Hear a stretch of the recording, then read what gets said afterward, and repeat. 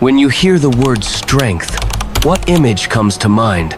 A towering bodybuilder with bulging muscles? A wealthy man in a skyscraper office, making decisions that shift economies? A political leader whose voice echoes across nations? We've been taught to associate strength with power, dominance, and control, with physical superiority, with status, with influence. But what about the quiet kind of strength? The kind that doesn't make headlines. The kind that doesn't command a room but endures when the lights go out. What about the strength of a refugee mother walking miles each day to find food for her children? Or a teenager who can't afford textbooks but studies under a street lamp every night, refusing to give up? Or a man who lost everything, job, home, family, but still gets up each morning and tries again? If strength only belonged to the powerful, the privileged, or the physically gifted, then how do we explain the people who have none of those things yet still rise? Maybe strength isn't about what you have at all. Maybe it's about what you won't surrender, no matter how much is taken from you. A single mother, barely scraping by, wakes up at 4 a.m. every day. She works 2 jobs while raising 3 children and doing it all while quietly battling a chronic illness. She never complains. She just keeps going.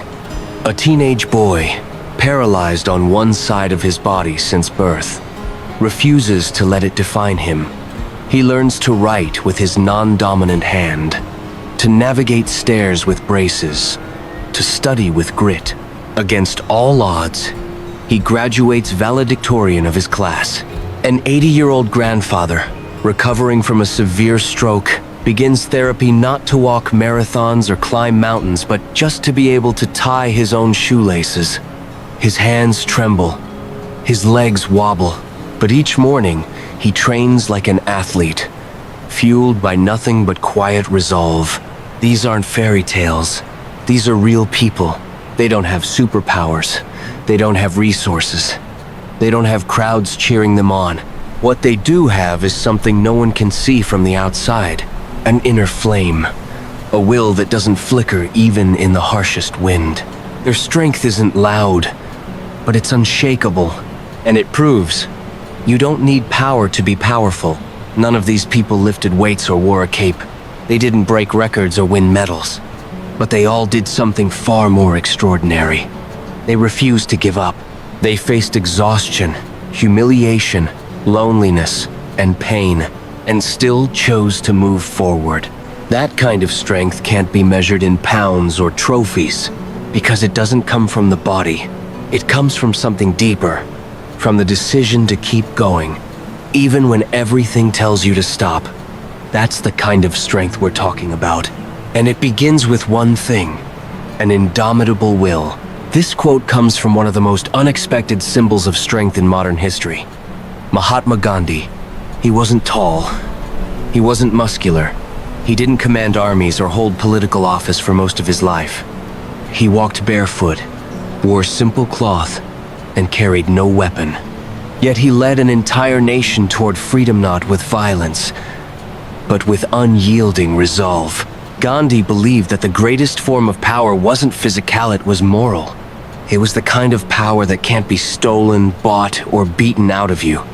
The kind that lives in your convictions, your principles, your ability to stand firm when everything else tries to bend you. Through hunger strikes, imprisonment, and brutal opposition, he never wavered. And that, quiet, relentless, will shook the British Empire to its core. His life was living proof that real strength isn't something you see. It's something you feel when someone refuses to back down. Strength does not come from physical capacity. It comes from an indomitable will. 10 simple words. But they overturn centuries of belief about what power really means. Gandhi wasn't speaking to athletes, generals, or politicians. He was speaking to the ordinary persante, one who feels small, ignored, or powerless. This quote is a reminder that strength isn't reserved for the chosen few. It doesn't live in muscles, weapons, or wealth. It lives in willpower. in the decision to stand firm, even when the world pushes back, in the choice to rise again, even when you're down.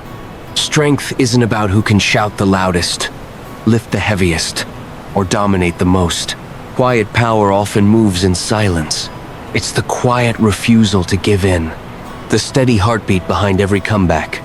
You may never stand on a podium or wear a medal, but if you've ever faced something that tried to break you and chose to keep going, you've known true strength. It's not flashy. It doesn't always come with applause, but it's there in the person who shows up every day despite the pain, in the one who holds on to hope when logic says to quit, in those who choose to forgive instead of hate, to rebuild instead of rage. An indomitable will is strength that no one can take from you. It grows every time you decide to rise. And one day, that quiet strength may be the loudest force in the room. Not all strength is created equal. Some people look powerful, broad shoulders, loud voices, expensive suits. But when adversity hits, they crumble. They lash out, blame others, hide. Because what they had wasn't strength. It was just armor. Others seem fragile. They speak softly. They don't command attention. But when life knocks them down, they get up again and again. Because what they carry isn't for show. It's forged from struggle, from values, from something deeper. False strength relies on conditions. I'm strong, as long as I'm in control. I'm brave, as long as I'm winning. Strength with no name needs none of that. It holds when there's no control, no applause, no promise of victory. It's what makes a person hold on to their dignity, even when tempted by corruption. It's what keeps someone kind, even after betrayal. Muscles tire, crowns fall, fame fades. But inner strength built from purpose and resilience only grows. And the more quietly it works, the more unshakable it becomes. You don't have to look strong to be strong. Because in the end, it's not about what you can lift. It's about what you can carry through the storm sand, still keep your soul intact. You can lose your money. You can lose your health. You can even lose the people you love. But if you still have your will, your reason to keep going, then you are not defeated. Willpower is the last line of defense when everything else is gone. It doesn't depend on how things look. It depends on how deeply you believe and why you must keep moving. People have survived prison cells, exile, poverty, and heartbreak because their will stayed intact. They didn't always win, but they refused to break. And in refusing to break, they preserved something sacred, their sense of purpose. The world can try to silence you, crush you, make you feel invisible, but your will is yours. Only you can give it up. And as long as you hold on to it even with trembling hands, you are stronger than you know. It's not about denying the pain. It's about choosing not to surrender to it. It's about telling the world, you can take everything, but you don't get me. In a world that praises external victories, willpower is the quiet revolution inside. And sometimes, just holding on is the most courageous act of all. Inner strength isn't something you're born with. It's something you build moment by moment, decision by decision. Every time you face something you thought you couldn't survive, and survive it. Every time you wanted to give up, and chose not to. Every time you stood your ground when it would have been easier to run. That's how your will becomes iron. You don't need perfect conditions to grow stronger. You need resistance. Just like muscles grow from strain, the soul grows from struggle. You build inner strength when you stay patient during chaos. When you stay kind in the face of cruelty. When you stay true to yourself even when it costs you something. And the beauty of inner strength? It doesn't fade with age. It doesn't depend on beauty, fame, or talent. It only depends on one question. Are you willing to fight for who you are no matter what? Each day, life gives you a chance to answer. And each time you do, even quietly, even clumsily, You are becoming unbreakable. Story number 1. The blind girl who fought to study law. She lost her vision at age 10. One morning, everything was a blur. By nightfall, she couldn't read her school books. Doctors called it a degenerative condition. Permanent. Unstoppable. The light faded from her eyes, but not from her mind. At first, she tried to pretend it wasn't happening. She memorized classroom layouts, listened harder, smiled more. But kids can be cruel. Some laughed when she stumbled. Others whispered that she should quit school altogether. Her teachers said she was brave, but quietly changed her curriculum. Her relatives told her to be realistic. Even her mother, who loved her dearly, once said, "Maybe it's time to stop dreaming of university." But she didn't stop. She learned Braille. Slowly, painfully. She borrowed audio recordings of textbooks, listening to them late into the night while others slept. She failed her entrance exams 3 times. Each time, she went back and studied harder. By the 4th try, she passed. Barely. But it was enough. Law school wasn't easier. Navigating crowded lecture halls without sight. Digesting legal texts built for sighted minds. Enduring classmates who questioned why a blind girl would want to be a lawyer. But she kept showing up. She built routines, found allies, graduated on time. Today, she works as an advocate for children with disabilities, helping them access education, legal aid, and dignity. When asked how she endured, she said, "I can't see the world, but I see my reason to be in it." She didn't lift weights. She lifted herself again and again through a darkness most of us will never understand. Story number 2. The farmer who took on a giant. He was nearly 70. His back was curved, his hands calloused, his voice hoarse from years under the sun. To most people, he was just the old guy who sells vegetables at the roadside. But to his village, he was something more. A guardian of their land. When a large mining corporation arrived with papers, permits, and promises of jobs, many villagers hesitated. But the company moved, fast diggers rolled in, chemicals seeped into the rivers, crops began to die. The old man didn't have money. He didn't have legal training. He barely had reliable electricity. But he had something the company didn't. Roots. That land wasn't just dirt. It was his father's, his grandfather's, his great-grandfather's. And he wasn't going to watch it be destroyed in silence. So he spoke up, wrote complaint letters in shaky handwriting, biked 12 kilometers to the district office every week, filed a lawsuit with the help of a young, idealistic lawyer who believed in his cause. They tried to buy him off. He refused. They tried to intimidate him, cutting off his water, blocking roads to his farm. He kept showing up. For 4 years, he battled. Most people gave up or moved away. But he stayed, and finally, he won. The court ruled in favor of the village. The company was fined, and cleanup was ordered. When reporters asked him what kept him going, he said, "They had money. I had the bones of my ancestors in that soil. I wasn't going to let them be buried in poison." Story number 3. The paralyzed father who walked for his daughter. The accident was brutal. One minute he was driving home from work. The next, he was pinned under twisted metal, spine shattered. Doctors told him the truth plainly. "You will never walk again."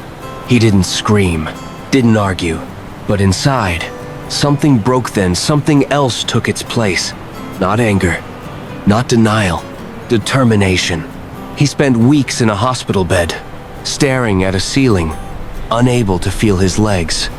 But when his daughter came to visit, her eyes full of tears, he made a quiet promise. "I'll walk again. Just once. Just enough to hold your hand when you graduate." Everyone dismissed it as false hope. Even his physical therapist tried to temper expectations. But every day, he worked. First to move a toe, then a knee, then to sit up, then to stand with a specialized exoskeleton brace. and a walker. He fell, often. Frustration overwhelmed him. Pain burned through his body, but he kept trying. 1 year later, on the day of her high school graduation, his daughter stood backstage, waiting.